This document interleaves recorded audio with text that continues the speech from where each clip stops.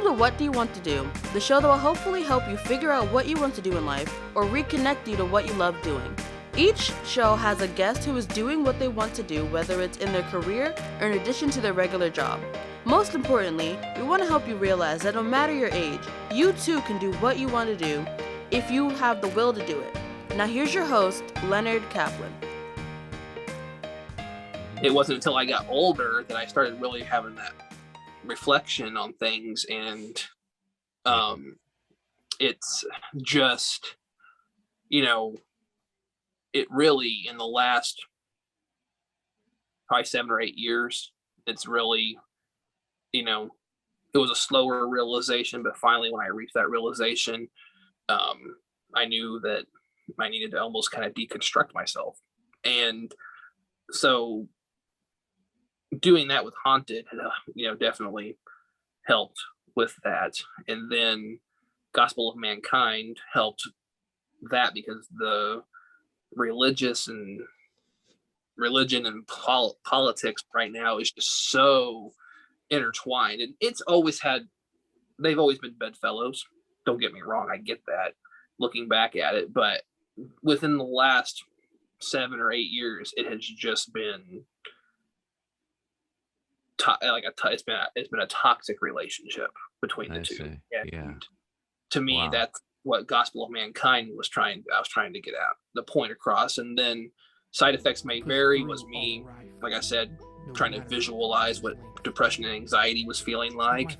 I did another one called Breathing Underwater, and I was just trying to visualize another way of how depression felt. But my most recent one was called Oblivion, and that one I'm really proud of because it's more about not just anxiety, but it's also about depression. I mean, it's more about depression than that one. Mm-hmm. And I made that probably the night before I made a phone call to get therapy, because I just I'm tired of feeling like this.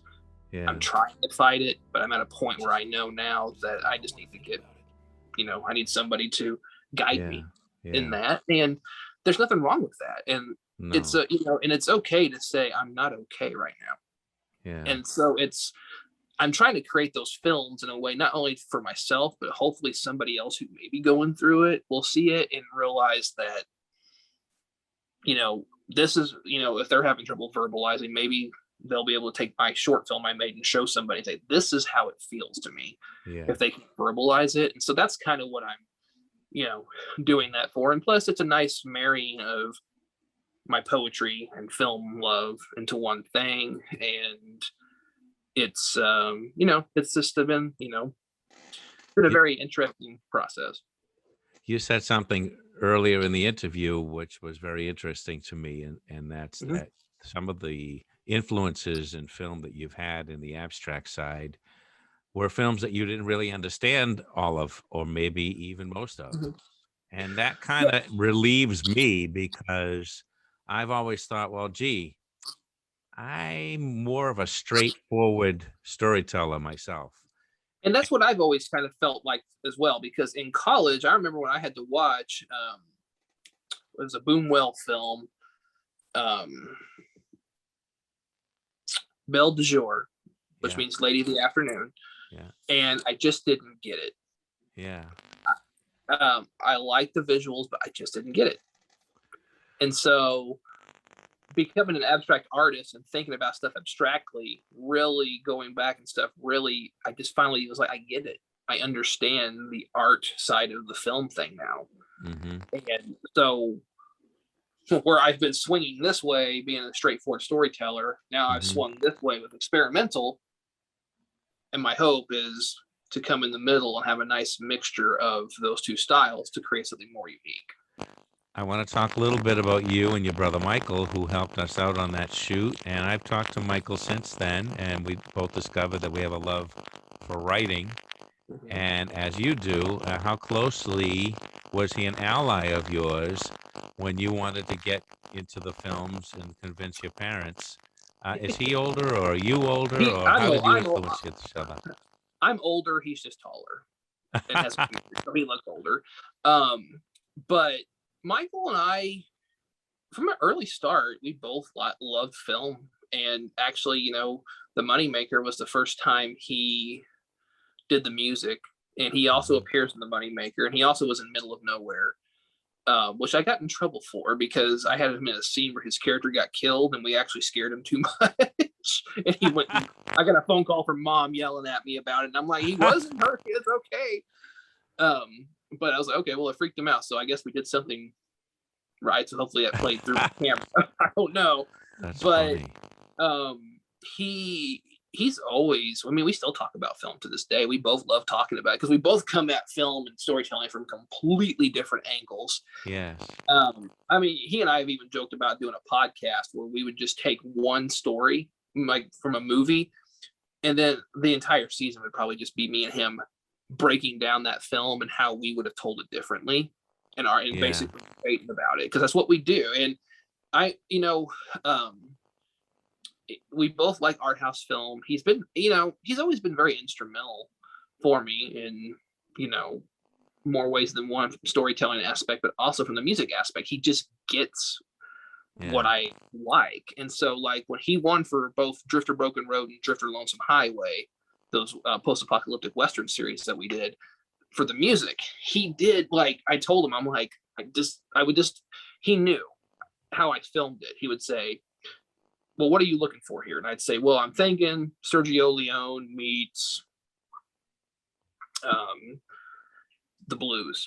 And so that first, he started kind of doing this Western blues soundtrack with blues influence on that first season. And then on the second season, I told him, I said, let's back off on the blues and let's make it more hard Western, but with all just electric guitar as much as possible. And he would take that. And I remember one time we were scoring a scene at Christmas, and I basically brought my computer home and set it up over Christmas. And we were in the garage, and he was basically sitting there with his recording equipment, and I would play the scene for him, and he would sit there, and we would just produce the album just right there. Wow. And then he would take the guitar, and I would send it to my friend Joel Miller, who's in Los Angeles, and he went to school for composing. And then he would take what Michael did, and he would add it with this epic, because he had all these things he could make the orchestra noise sounds and stuff. And so him and Michael together knocked that out of the park. I love that soundtrack. And Michael and I mean, we're always pushing each other. In fact, we're talking right now about doing a podcast that's more of a storytelling podcast, but I won't say much more than that because we're still working on kind of getting that figured out possibly. But it's just he's always been there. I mean, I can go back to all the films, and he's always been a part of it because he wanted to be. And today he still, is on some level. I think The Flying Greek is the first film I have ever done that has not had him doing any music on it. And how is the feel of it without him versus with him? It's all right. There's nothing wrong with it because, I worked with Joel Miller again for The Flying Greek. And so the music was fantastic. And I would send him different things of different Greek instruments and other influences and tell them what I would want. And it turned out amazing. And, but with that said, I think that, Flying Greek, I don't think Michael would, with what he can do instrumentally, I don't know if The Flying Greek was the right type of film for him to score, and he'd probably say the same thing with how we scored it. But I always enjoy working with different creatives, whether it's musically or during filming. It's always fun to experience different things and work with different people and learn different styles, because they're always going to bring something up to you that you never thought about, and you have to kind of be man enough to go, man, that's a good idea. You can't let your ego get in the way, because there's many times Michael and I would sit there and debate over 2 chords over something, and we would play it back and forth, and then there would be times that I would say, no, you're right, Michael, that sounds better. And then he would do the same to me. He goes, yeah, you're right. It doesn't work. So let's go with what you were saying, And so it's always, filmmaking on any level, whether you're writing or just making the film in general or doing the music, it's all about collaboration. And, I always go back to Michael whenever I need something, and we still run ideas off each other. Like just a couple days ago, we were talking about movie ideas we had. We still talk about stuff. We're always writing and trying to do something. I find the process of collaboration as an audience person fascinating. For instance, a Mel Brooks movie with Gene Wilder is radically different than the Mel Brooks movies without Gene Wilder. I think they have more of a heart with Gene Wilder in them, and there's more of a literacy with Gene Wilder in them. And the early Walt Disney cartoons with Ub Iwerks, if I'm pronouncing that right. Yep. When he left Mickey Mouse, there was a different feel to that as well. Oh yeah, yeah. Well, and different people bring different flavors to everything. I didn't really realize I had a style of filmmaking until Michael pointed it out to me. Like I worked on a web series that's a really great silent horror web series as an homage to the silent horror films called Shadowbound that Nathan Shelton did, and it's a fantastic series. I directed the first episode and part of the second episode, and I didn't tell Michael which episode I directed, but as soon as he saw a trailer, I think it was a trailer, I have to go back and ask him, I can't remember, but he could point out, oh, I could tell you directed that scene. Wow. And I was See, like, that's really? just like I said, it's apparent to the audience, not so much to you, Yeah, exactly. And so that's why I always had in the back of my mind, and I'm glad I was able to study some experimental film during quarantine, because it challenged me to kind of break outside what I had, this little shell I had kind of encased myself in of what I was used to doing. And I needed to kind of break out of that a little bit and have some newer things to add into the repertoire, I guess. So I find the same thing with music, and of course you're working with Michael with music. The Beatles together versus Paul McCartney solo is radically different. Oh yeah, absolutely. To listen to.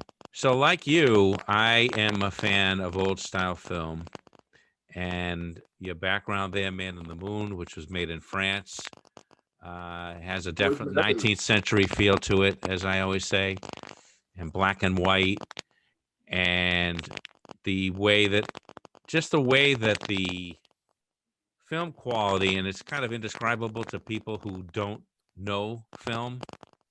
Yeah. It seemed like to me that the movie stars of that era stood out from the film more than they do today because of the quality of the film sometimes, because of the black and white, possibly. I don't know what it was. What do you think it was? I honestly think that it was because they were figuring things out. Yeah.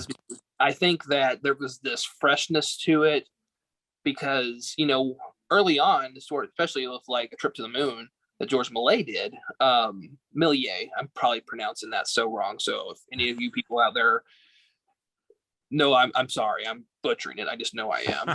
But George Millet was just he was a magician.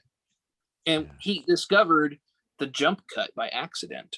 And he started, because he was filming something and somebody bumped into him, and then he started filming again. And then when he got back to editing, he noticed that this carriage was there and then it wasn't. And so then he kind of started just making these short films that he would show at his magic shows.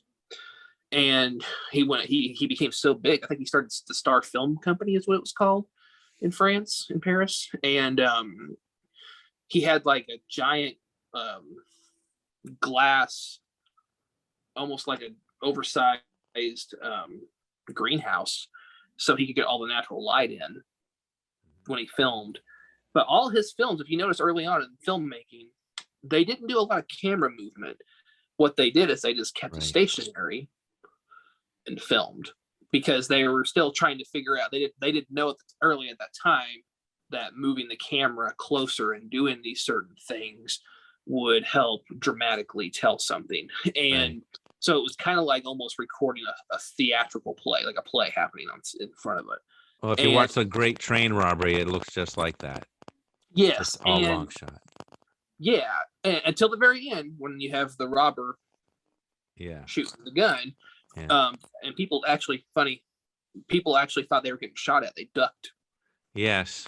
And when the train came out of one of those movies, I forget which one, people ran from their seats.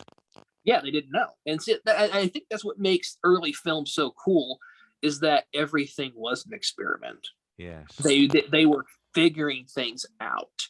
The surrealism from German expressionistic films like the Cabinet of Dr. Caligari, all those sets are painted, and they're using a lot of forced perspective to do what they were doing and getting the right angle to do it.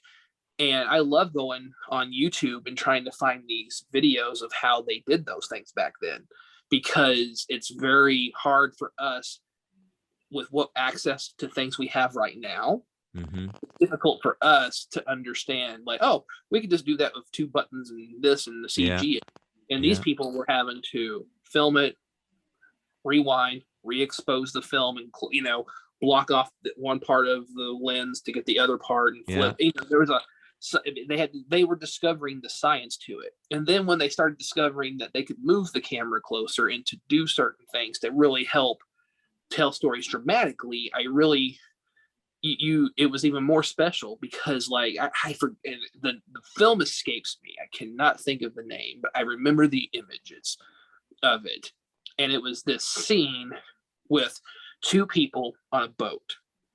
It was supposed to be this romantic boat ride, and they were a bunch of willow trees were kind of draped over, and the scene was so beautiful. And it's a silent film. It showed the guy, and he was just looking at the girl, and he's just looking at her. And then they showed him looking at her. Then they did the reverse shot of that, and they showed her kind of looking off. But every time we got back, it moved a little closer, and like you would see the branches of the willow tree going over their faces. And there was just something magical about it. Yeah. I don't know how to explain it, because even when you see a George Méliès film, he did a lot of fantasy films, A Trip to the Moon and all these things. A lot of the stuff was superimposed. A lot of it had miniature work. In fact, I'm getting ready to watch a film tonight that I haven't seen the full cut of before, and that's the Fritz Lang's Metropolis. And if you want to talk about special effects, dear God, like that movie visually, it's just the miniatures and the stuff they did in that, and the robot that's in it, that's the one that actually inspired C-3PO in Star Wars. It's just so magical. Like it's just, and I think that's what I think makes early film so beautiful, is it's just, there's just a beauty in black and white. And that's why I've been shooting a lot of my stuff in black and white lately, because I get it. One, there's a beauty to it. And, just like music is supposed to guide your feelings and the audience, so does color. When you take away color and all the audience is left with is the bare bones visual of these actors doing what they're doing, whatever the scene is, they look at it differently. It feels different, because you're not being told visually with the colors of like how it should feel. Because like in a horror movie, you might get a lot of reds and darkness, but if you take that out and all you're left with is darkness and light, it's a different juxtaposition for you in the audience. You're left more with in my opinion, the acting and how it's being portrayed on camera, how the camera's moving. That becomes a little, not that if it's in color, it's not important. I'm not saying that, but I just feel it's looked at so different, because I understand. Bare bones. They must have had that mentality. Now, this may not be the first time it was ever shown this way, but I remember on an Elton John music video, I think it was in the late 80s, is when I first noticed that filmmakers started to use color selectively. There was only one color in that music video that was shown, which was later used on Schindler's List to show the little girl in the distance. See, that's the beauty of Schindler's List. Like, if that whole movie had been in color, it would feel like a completely different movie. Oh yeah. But you're left with the rawness and bare bones of Yep. what these people went through. Yep. And it just took one little hand-drawn color for you to understand that he was seeing this child differently now. Right. And that's the beauty of what filmmaking is. And whenever I taught my classes, I always tried to tell people that, because what we're dealing with a lot right now is corporate filmmaking. Corporate filmmaking has definitely affected the DC film universe with Zack Snyder and the Justice League movies.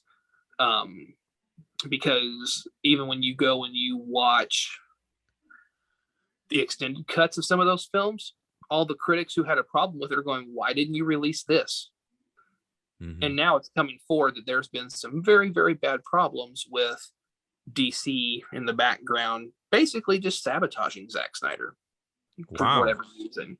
And that's just that's just a gloss over, like a very easy way of wrapping up that story, but it goes very deep. I suggest you should look into it. It's very, very crazy what they did to that guy. And you get that Star Wars is a victim of it. And I had many, many debates with students about the Star Wars movies that just came out. And, you know, my thing was this with the Star Wars movies. If Gandalf in Lord of the Rings came over the hill at Helm's Deep, sorry, I'm showing my geekiness. I love that too. So it's and he was on a Harley Davidson and he had 2 machine guns. What would your reaction be? That looks cool, but it doesn't make any sense.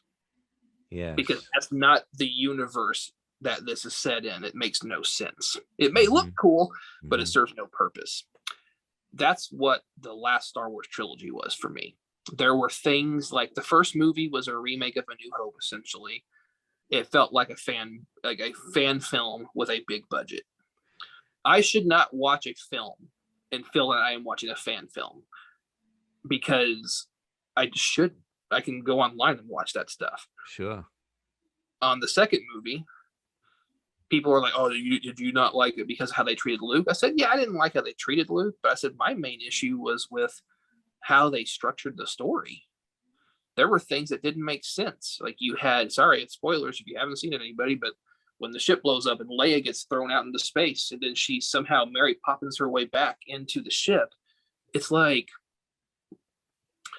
yeah, we knew she could probably use the Force, but this wasn't touched on at all in the first movie you guys just did. And it kind of came out of the left field. And then you had to go back and tell us how they did it in the third movie. Everything was backwards and didn't make sense. That third movie was just trying to make sense of things. And J.J. Abrams even went back and told Disney, I'll do the third movie, but Kathleen Kennedy gets no creative input. And they said, okay. Well, they get to the final cut, and George Lucas even helped film 2 scenes for that movie. And after they saw the cut of it and they were trying to make everything make sense to connect everything, Kathleen Kennedy pulled out her little contract and exercised her right to have him go back, and he had to reshoot like 80% of the movie the way she wanted it to. Wow. And those numbers may be a little off, but he had to reshoot a crap load of it.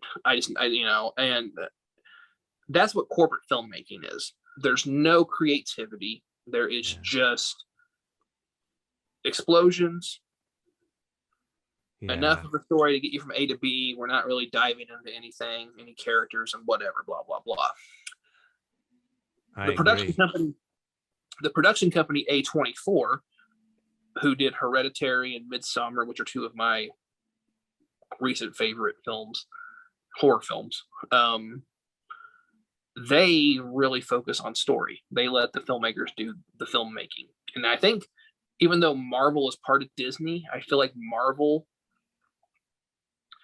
works from the very beginning with the directors to make sure everything's tied in, but they also are trying to make sure that the filmmaker can kind of tell their film, like make the film unique. Because if you look at all those films that they did, they had a bunch of people. They had Kenneth Branagh. He directed the first Thor movie. That guy's a Shakespearean guy, but it makes sense to make it, they give it a unique feel. But the thing that people have to remember is that I know you want to make Star Wars, and you can make it if you wanted to,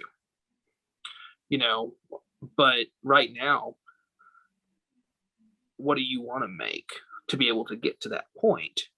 Well, I want to do this with this giant T-Rex. Okay, you know what? We do have people who know how to do visual effects now. I know people who if I called and said, hey, how much, I could pay them and I could have some effects like that. But the fact of the matter is that people, I feel, are structuring their films around effects. I was just going to say that. Than story, because this is a good point with James Cameron. When he did the first Terminator movie, or not the first one, but the second one, he wrote the script and then he realized, okay, I don't think any of the effects that I'm wanting to do exist. So they had to create these effects to make it work. You go to James Cameron now, he doesn't do that. He just writes around the technology that he wants to use. And it shows. You can see a stark difference in his filmmaking styles. Even with Titanic, he had miniatures and giant miniatures. Then he had half the boat built for filming, and if he tried to make that today, it would all just be CG and it wouldn't have the same feel to me. I agree with you completely about the writing should come first. You should not be writing around the effects. The effects don't come first. The effects should be as a result of the story. I totally agree with you there. Yeah. What do you think about the technique that really has bugged me since its inception? And that's the lack of use of tripods. Shaking the camera on action, and wrestling even adopted it. Well, good Lord, don't even get me started on how was it Kevin Dunn that did that? Every time they would do a kick, he would do these like zooms like this. I'm like, just hold the camera still, for the love of God, man. I agree. What's happening? I understand that you're trying to add some type of drama with the camera, but that's for television. You guys are wrestling. That's not how it works. Anyway. That's a whole. I'll go further than that. It doesn't belong anywhere. Just eliminate that. It's garbage. Here's my thing about handheld. I think there is a correct way to do it, but you have to know when to use it. Exactly. So in Drifter Broken Road, the entire first, I shot everything on sticks, knowing that at the end I was going to set up, spoilers if you've never seen Drifter, I was going to set up the gunfight to be similar to the opening gunfight in the first episode and from the final episode. But as soon as I do that, I set that expectation up, and then when the first gunshot goes off, I cut to a different shot and we go handheld because I was creating chaos. But we had a stabilizer with us, so it wasn't going to be like Cloverfield or anything like that. But it added to the moment. I think